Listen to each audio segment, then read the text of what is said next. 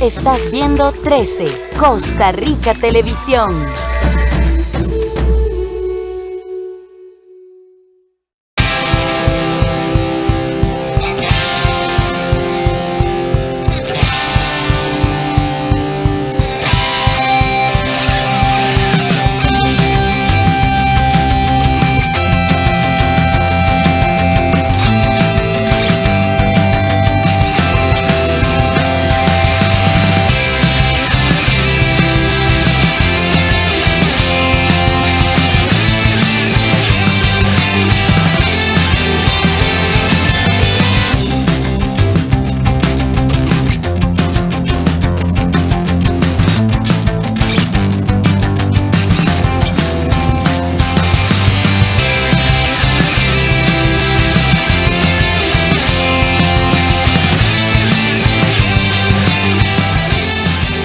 Trabajamos para usted.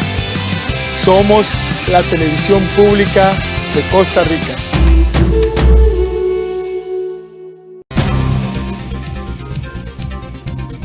Actualidad. Investigación. Hechos. Contexto. Profundidad. Interés público. Compromiso. Trabajamos para usted. Somos la televisión pública de Costa Rica.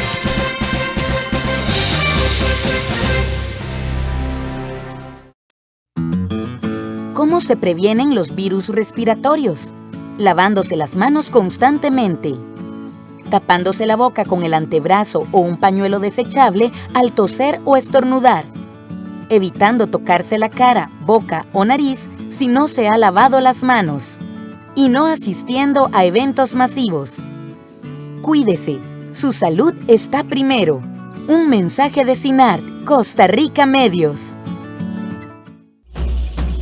A continuación, Costa Rica Noticias.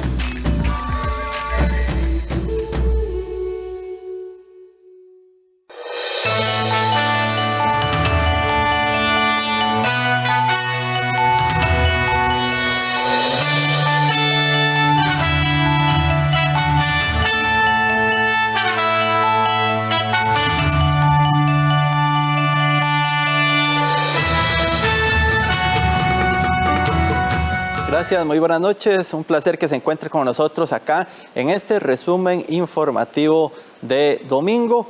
Y pues vamos a tener muchísima información para presentarle esta noche acá en Costa Rica Noticias. Y vamos a empezar de lleno, y es que la Defensoría de los Habitantes presentó un recurso de amparo contra el Consejo de Gobierno de la Administración Alvarado Quesada. Esto con la finalidad de que se nombren y ratifiquen los nombres de los miembros de la Junta Directiva de la Autoridad Reguladora de los Servicios Públicos, conocido como la ARECEP, para poder buscar una salida a los altos costos de la gasolina en el país. La Defensoría acudió a la Sala Constitucional para que este alto tribunal ordene al Consejo de Gobierno la selección y nombramiento de los miembros faltantes de la Junta Directiva de la ARECEP, así como su remisión a la Asamblea Legislativa de las personas seleccionadas para su ratificación o no por parte de las y los diputados. Con estas palabras, la defensora de los habitantes confirmó la presentación de un recurso de amparo contra el presidente de la República, Carlos Alvarado, y su Consejo de Gobierno para que se dé la selección y nombramiento de los miembros faltantes de la Junta Directiva de la Autoridad Reguladora de los Servicios Públicos, ARECEP. Semanas atrás, la Defensoría de los Habitantes acudió al Tribunal Contencioso Administrativo para que se ordenara a la ARECEP dictar el acto final y definitivo de la propuesta de metodología tarifaria ordinaria y extraordinaria para fijar el precio de los combustibles. Sin embargo, la falta del nombramiento de los dos miembros restantes impide el dictado de tal acto. Desde el ente defensor advierten que la escalada exponencial de precios en un país con una histórica crisis económica agravada por la pandemia afecta los intereses de todos y todas, pero sobre todo acentúa las desigualdades sociales. Esta acción judicial la presentamos luego de venir llamando la atención sobre la urgencia de nombrar a los 2 miembros que desde hace meses hacen falta para integrar este órgano, ya que la no conformación de la Junta Directiva al completo impide conocer una larga lista de recursos y objeciones contra decisiones que han aumentado precios en el perjuicio de la gente y han congelado reducciones de tarifas que pretendían favorecer a los usuarios del transporte público de buses, todo lo cual se traduce en una serie de violaciones al debido proceso y el derecho de defensa de los y las consumidoras. Desde el Poder Ejecutivo comentaron que ellos están buscando alternativas para que se dé la rebaja de los combustibles, esto por medio de una serie de proyectos de ley en el Congreso. Bueno, definitivamente tenemos que comprender que lo que estamos viendo es el reflejo de una situación internacional también con respecto al precio del crudo, y esa es una situación que impacta claramente en los precios finales al consumidor. Los planteamientos que estaremos haciendo en los próximos días responden a poder impulsar un par de iniciativas que ya se encuentran en corriente legislativa y que podrían, y ya estaremos presentando los números alrededor de estas iniciativas, podrían impactar en el precio. Claramente esto es un proceso que queremos trabajar con tiempo para poder viabilizarlo y ojalá tener una pronta aprobación en beneficio de los consumidores. La Defensoría también demanda al presidente de la República y al Consejo de Gobierno en su condición de Junta de Accionistas de Recope por la implementación de cambios que permitan que los precios internos de los combustibles cumplan con el principio de servicio al costo, lo cual haría que los precios internos de los mismos sufran una sensible rebaja en favor de las personas. El modelo de costos de la producción del arroz podría convertirse en una alza importante del grano más consumido por los costarricenses, situación que ha provocado que consumidores de Costa Rica exija la liberación del arroz de manera inmediata. Consumidores de Costa Rica exigió a las autoridades del gobierno que se liberalice el precio del arroz, luego de que se diera a conocer la intención de un incremento en el costo del grano de casi 60 colones por kilo. Semanas atrás, el Ministerio de Economía, Industria y Comercio presentó una propuesta de decreto que incluye el aumento en el precio del arroz, intención que fue refutada por la Comisión para la Promoción y Competencia Coprocom. Desde la Defensoría del Consumidor se comentó que se presentó una solicitud al MEIC para que justifique cuáles son las razones técnicas porque se tomaron en cuenta para proponer un aumento de casi el 10% en el precio del arroz. Para consumidores de Costa Rica es absolutamente necesario liberalizar el precio del arroz de inmediato. Este aumento que el Ministerio de Economía, Industria y Comercio anuncia de casi un 10% en el precio del principal producto de consumo de los costarricenses, lo que hace es demostrar una vez más la necesidad de sacar las manos de los políticos de nuestra comida. Es necesario de una vez por todas hacerle caso a los criterios técnicos que durante muchos años han vertido entes como el Instituto del Banco Mundial, el Instituto de Investigaciones en Ciencias Económicas de la Universidad de Costa Rica y la misma OCDE en la necesidad de liberalizar el precio del arroz para que los consumidores nos veamos beneficiados con menores precios. Por eso, Consumidores de Costa Rica están revisando minuciosamente la propuesta de aumento de precio presentada a consulta pública por el Ministerio de Economía y señalaremos aquellos elementos necesarios para demostrar una vez más que el precio debe ser liberalizado de manera inmediata. Desde el MEIC aseguran que la solicitud del aumento del grano viene de Conarroz y que tras una investigación realizada por la institución debe darse el mismo. Como resultado de esta investigación, nuestra unidad determinó que se debe dar un aumento en el precio del arroz por kilo de 60 colones en su variedad de 80-20. Dicho aumento es inferior al que nos sugirió Conarroz para esta presentación, pero reitero, ha sido el producto de la revisión del modelo con los comprobantes que nosotros realizamos. En el decreto planteado por el MEIC, que fue puesto a consulta para la ciudadanía, la institución señaló un incremento en los insumos que utilizan los productores de arroz, razón por la que se pretende aumentar el precio de este grano. En el Congreso se presentó un proyecto de ley que pretende reconocer como un derecho humano la conectividad, tecnologías de información y telecomunicaciones. La diputada del Partido Liberación Nacional, Paola Valladares, presentó en la corriente legislativa un proyecto de ley que pretende reconocer como un derecho humano la conectividad, tecnologías de información y telecomunicaciones, esto con acceso universal a lo largo y ancho del territorio nacional, con la finalidad de acabar con la brecha digital que afecta a miles de costarricenses. Y es que la normalidad que nos ha hecho vivir la pandemia ha evidenciado las diferencias abismales que existe en la facilitación de derechos fundamentales en este tipo de materia, según Valladares. Ciertamente no es un proyecto a corto plazo porque hay reforma constitucional, pero es sentar el derecho humano a que todos los costarricenses de este país de verdad podamos hacer cumplir dignamente nuestras condiciones de ley. O sea, lo decía ahora a la hora de presentarlo ante el plenario, no es posible y no podemos hablar de que en este país se garantiza la dignidad de cada uno de los costarricenses cuando hay chicos en poblaciones rurales o en poblaciones indígenas que tienen que caminar hasta 4 horas para ver dónde aparece la posibilidad de que haya acceso a Internet. Valladares asegura que en este momento es imposible cuantificar de cuánto podría ser la inversión que se requiera, pero sí fue tajante en señalar que la idea es que el Estado forme una política sobre esta temática.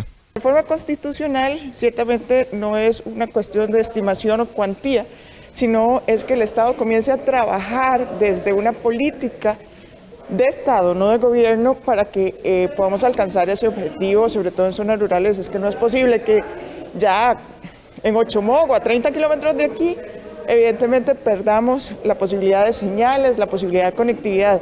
Ahora, estar en zonas como las nuestras, en Turrialba o Grano de Oro, si te mueves de un distrito a otro ya no hay forma. Entonces las personas ni siquiera pueden aspirar a hacer teletrabajo, no pueden aspirar a ser contratadas por estas empresas multinacionales para estar desde la casa porque no tenemos cómo acceder a eso. El objetivo primordial de la reforma constitucional es garantizar la igualdad de todos los costarricenses al acceso de esta conectividad, con el fin de subsanar un problema que podría dar al traste con su promulgación como ley de la República. Los altos jerarcas en el Congreso, el Tribunal Supremo de Elecciones y el Ministerio de la Presidencia acordaron vetar el proyecto de ley denominado voto informado. Pero, ¿qué implica esto y por qué se da el veto? Bueno, el veto implica que la iniciativa no se convierta en ley de la República pese a que ya fue votado en su segundo debate. Sin embargo, también es una vía para salvarla. Así podría comunicársele lo antes posible a la Asamblea Legislativa esta decisión de manera oficial. De esta manera, la Asamblea podrá tramitarlo como correspondiente en la forma que tiene que ser y de manera expedita, resguardando el procedimiento legislativo, señala el comunicado emitido por las partes en cuestión. Por su parte, el Tribunal Supremo de Elecciones se compromete a enviar la respuesta a la consulta que le formula sobre el proyecto de ley en el plazo necesario para que entre a regir en este proceso electoral, amplía el comunicado. El proyecto debería entrar nuevamente a primero y segundo debate, proceso que sería ágil debido a que tenía una buena acogida por parte de los diputados. Pero ¿qué fue lo que pasó y por qué se tiene que dar en este momento el veto? El proyecto de ley implica una reforma al Código Electoral, por lo que la Constitución políticamente estable es en el artículo 97 que se da la consulta ante el Tribunal Supremo de Elecciones. Esta misma institución informó la tarde del jueves anterior que no tiene registro de recibido de la consulta. Mientras tanto, la Asamblea Legislativa defiende que desde el 22 de junio se envió vía digital. Y con esta información vamos a hacer nuestra primera pausa y en cuestión de minutos regresamos con más.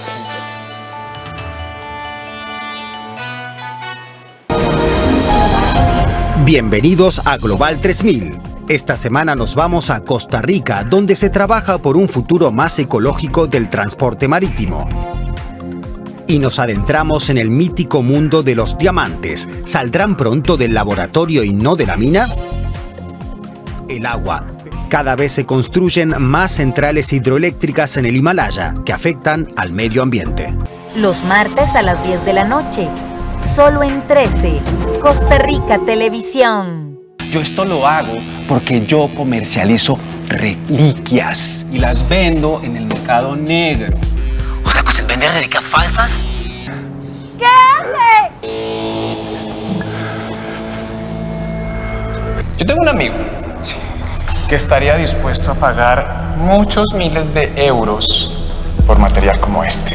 Reportera X, los jueves a las 8:30 de la noche, aquí en 13, Costa Rica Televisión.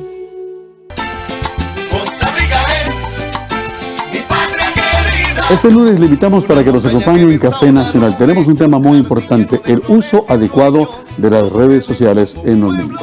Además, 9 de la mañana estaremos con nuestra programación de Aprendo en Casa. Recuerde, Café Nacional, 8 de la mañana, 101.5, Radio Nacional de Costa Rica y 13 Costa Rica Televisión.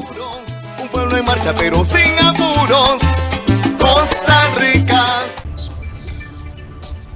Hola, ¿qué tal? En este 2021, Costa Rica y el mundo sigue sobreviviendo a los estragos de la pandemia por la COVID-19. Sin embargo, en materia educativa, hemos logrado enfrentar muchos retos y trabajar al respecto para asegurar la educación de nuestros niños, niñas, adolescentes y nuestros jóvenes en las universidades estatales. De eso vamos a hablar esta semana en Una Mirada. Acompáñanos.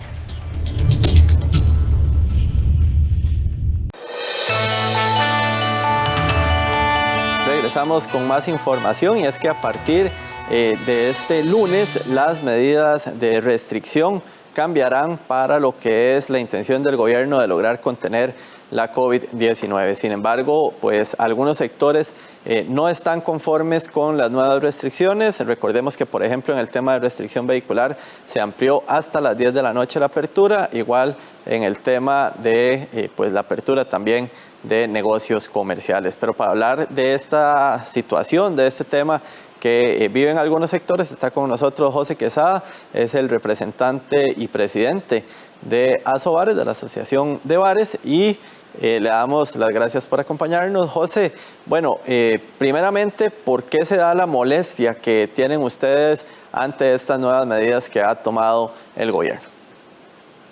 Bueno, sí, primero que nada, gusto saludarte. Con respecto al tema de las medidas, la disconformidad viene a raíz de que, bueno, las diferentes cámaras y asociaciones habíamos presentado un informe en el cual se hablaba que el aumento de las 2 horas, de 9 a 11 de la noche, iba a generar un aumento en lo que es el sector de bares y restaurantes en más de 10.000 empleos.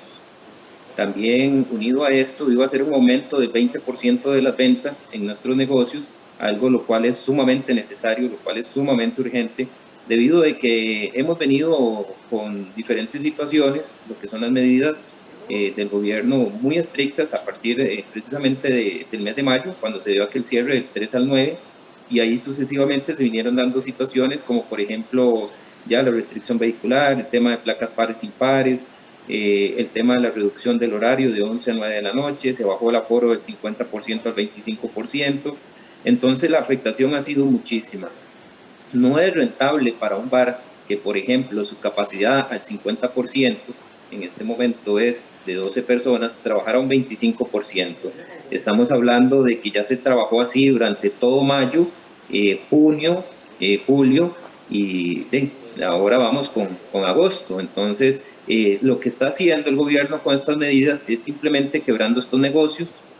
Es importante pensar que se presentaron estos datos estadísticos en los cuales eran importantes. ¿Por qué? Porque, bueno, el desempleo en Costa Rica en este momento está en el 17%, entonces necesitamos soluciones.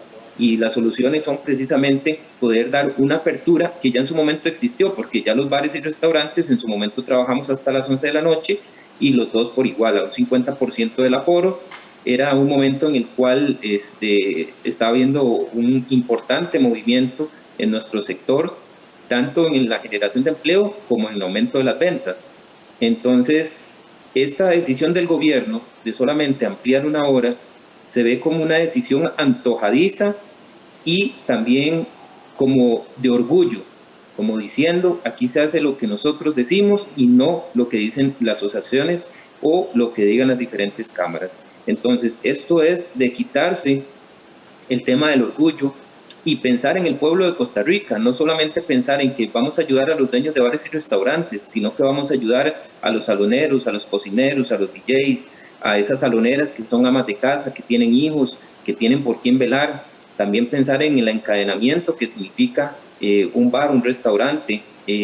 No sé, creo que sería importante también ir a, por ejemplo, a una feria del agricultor y ver qué tanto se han visto ellos afectados con la reducción de las compras de nuestros negocios.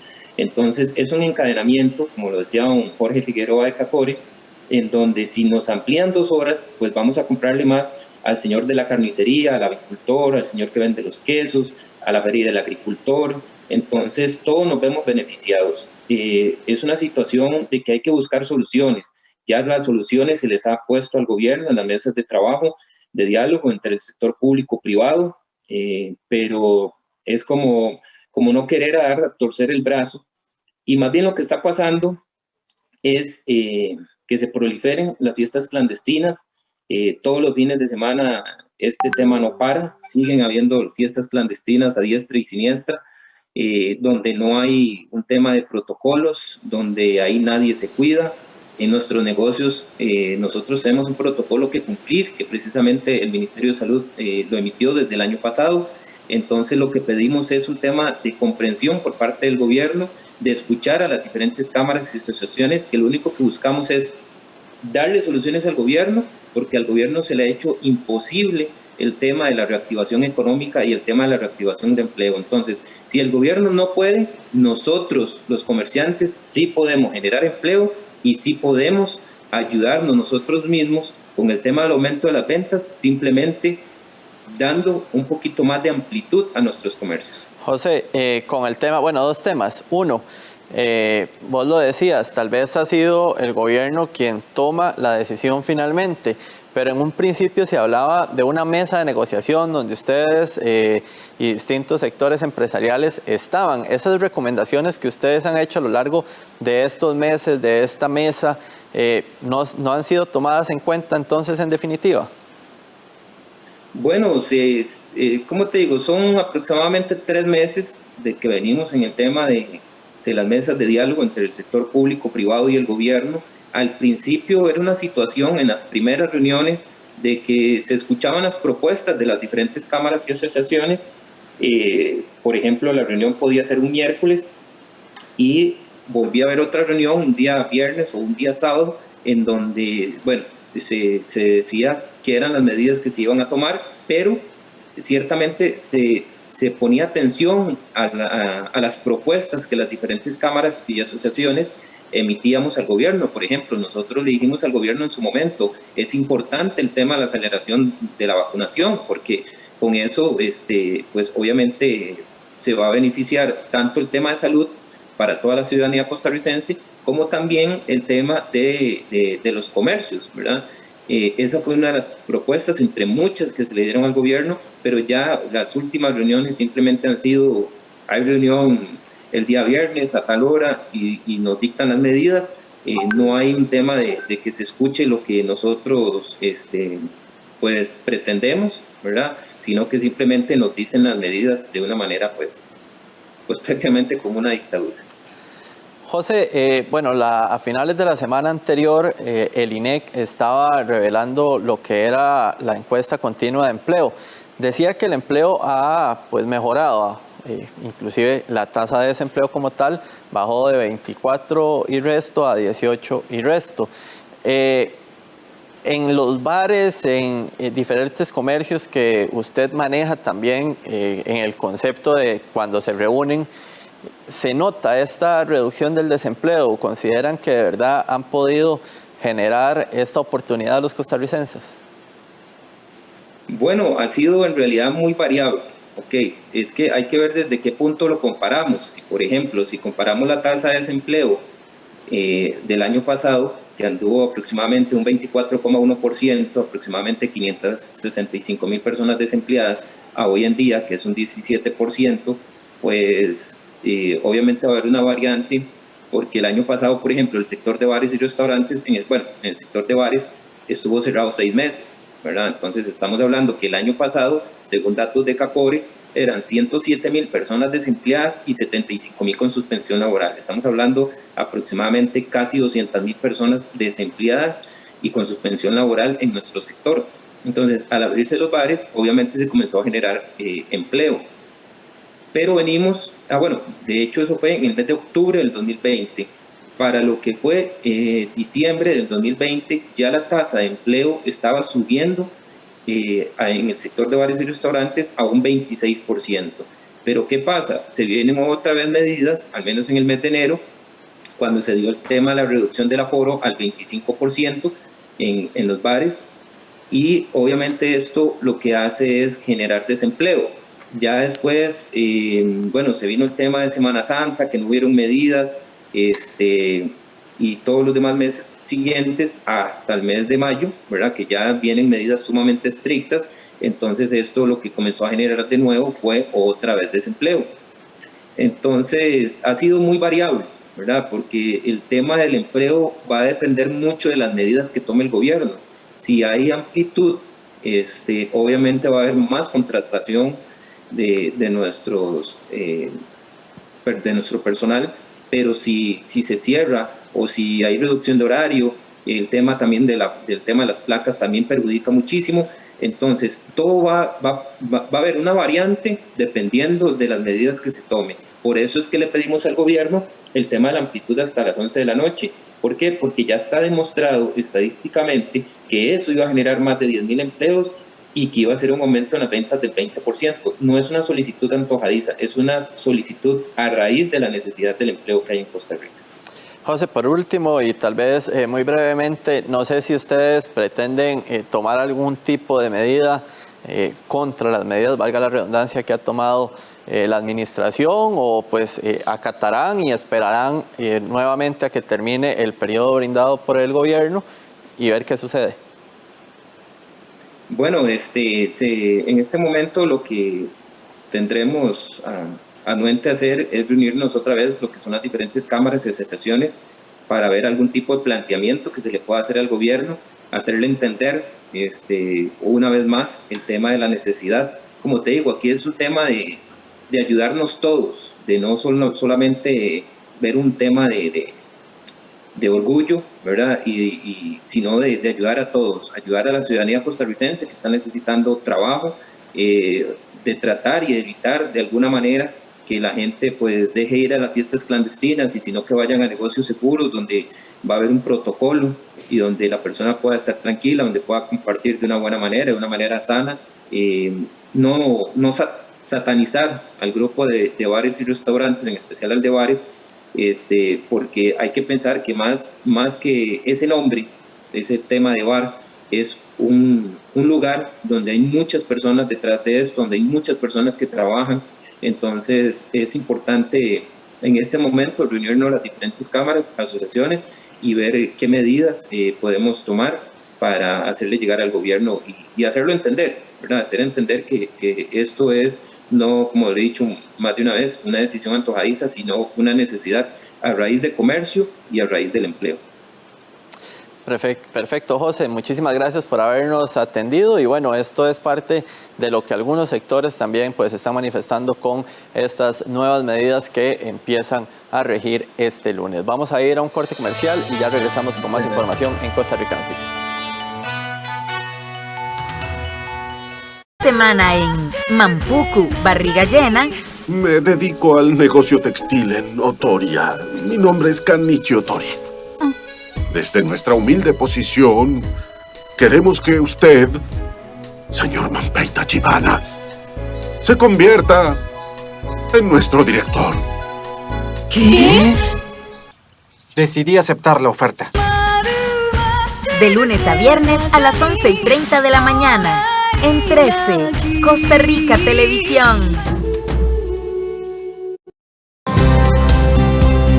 Los Centros de Desarrollo Empresarial del Instituto Nacional de Aprendizaje brindan asesoría y capacitación a las pymes y emprendedores dinámicos. Los pymes a veces tenemos muy buenas ideas, pero conforme las vamos desarrollando, vamos solucionando en el camino. El Centro del Desarrollo me vino a solucionar a ordenar la casa, porque yo soy sastre, pero no soy administrador.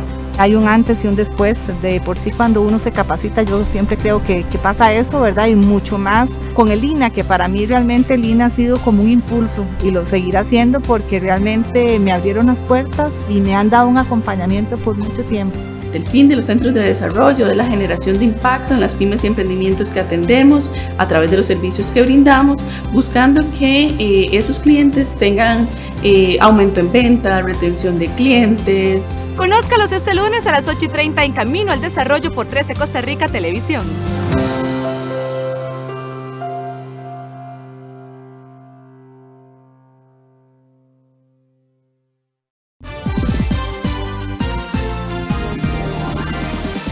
Todos los domingos a las 7:30 de la noche tenemos el sorteo de la Lotería Nacional. Desde la Junta de Protección Social de San José. Solo en 13, Costa Rica Televisión.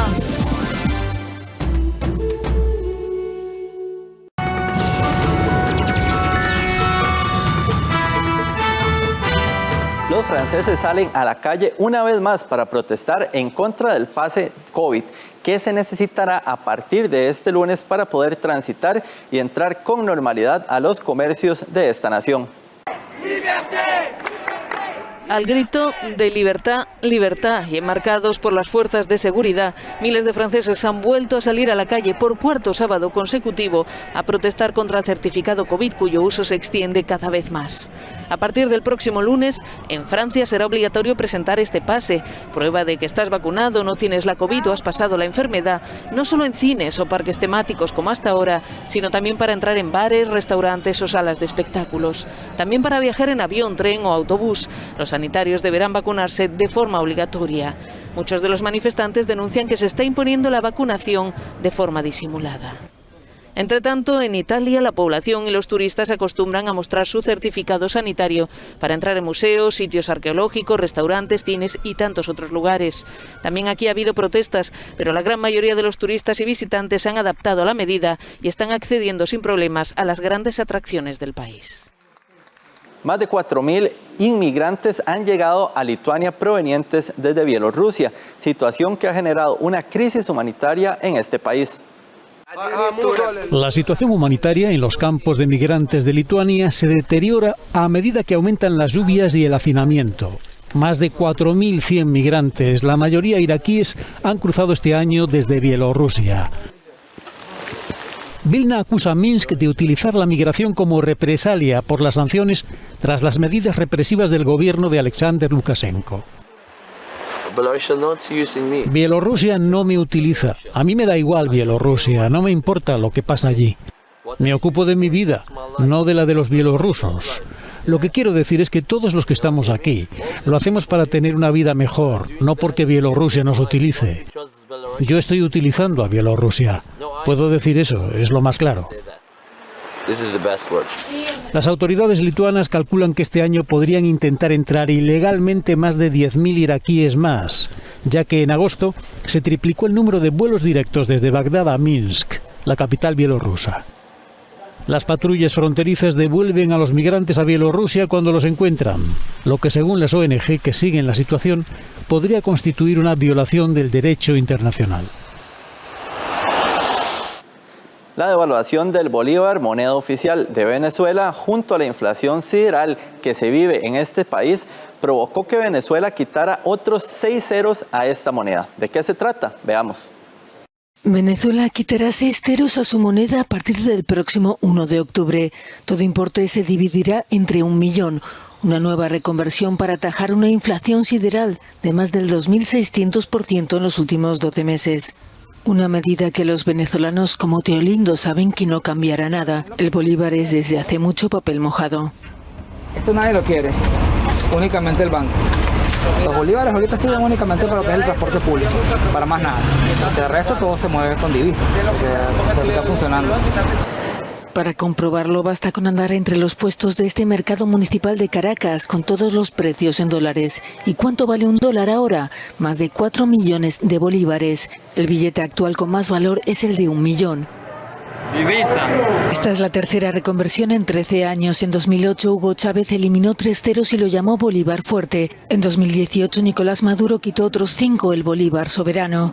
14 ceros menos en 13 años. Fernando tiene 22 años y ha vivido las 3. He vivido todas las reconversiones desde el gobierno de Chávez y soy consciente de que eso lo que va a traer es un aumento en los precios y seguramente se disparen los salarios, sea un problema para algunas empresas.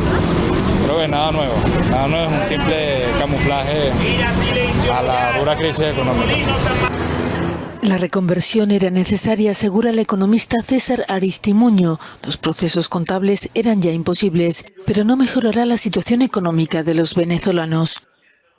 Tiene sus ventajas, pero son ventajas que no generan beneficios desde el punto de vista estrictamente económico y del bolsillo de los venezolanos si esa decisión no viene acompañada de una serie de medidas que permita justamente controlar la inflación para que de esa manera no se generen nuevas reconversiones. El nuevo se llamará Bolívar Digital, pero seguirá habiendo billetes y monedas. En el discurso del Banco Central de Venezuela, una profundización en la economía digital. Para la oposición, un nuevo fracaso de la política económica del presidente Maduro. El país con la mayor reserva petrolera del mundo ha visto caer su PIB un 80% desde su llegada al poder. Y con esta información despedimos este resumen noticioso del domingo, invitándolos por supuesto a que se queden en sintonía de Canal 13. Muy buenas noches.